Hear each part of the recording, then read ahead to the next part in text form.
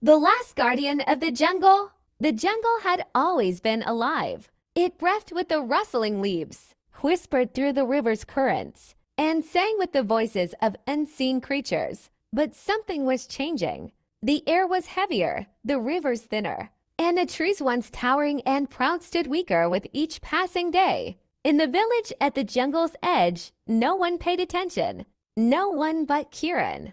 At 12 years old, Kieran had always felt the pull of the jungle, as if it called to him in ways the village never could. His mother warned him to stay away. The jungle is wild, my son. It does not care for humans. But deep in his heart, he knew that wasn't true. One evening, when the sky burned orange with the setting sun, he followed the sound of a distant, sorrowful cry. His bare feet carried him beyond the village, past the familiar paths, and into the unknown depths of the jungle. The further he walked, the quieter the world became until only the sound of his own heartbeat filled his ears. Then he saw it. A massive black panther lay in the clearing, its sleek fur matted with dirt, its golden eyes dull with exhaustion. It was hurt, its side streaked with fresh wounds, its breath slow and labored.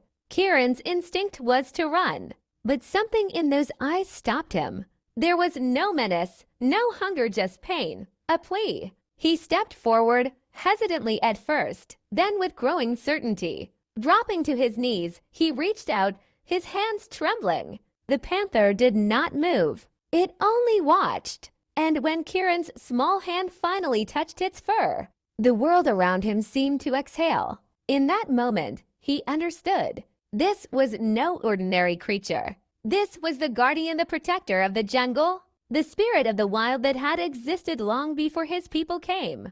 And now it was fading. Tears pricked at Kieran's eyes as he traced the old scars beneath its fresh wounds. Wounds caused by humans, by his people. The village had taken too much, cut too many trees, dried up the river, and driven the jungle to its breaking point. And now it was dying. A soft whimper broke the silence. The panther, once feared, once powerful, lowered its head onto Kieran's lap, as if surrendering. No, Kieran whispered, his fingers curling into its fur. You're not alone. As the night deepened and the fireflies blinked to life around them, Kieran made a vow. He would fight not just for the panther, but for the jungle, for the life still left within it. Because if he did nothing, the jungle's heart would stop beating.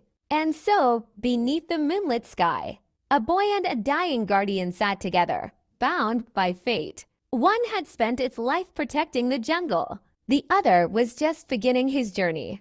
But together, they would bring it back to life. A story of loss, hope, and the fight to protect what remains.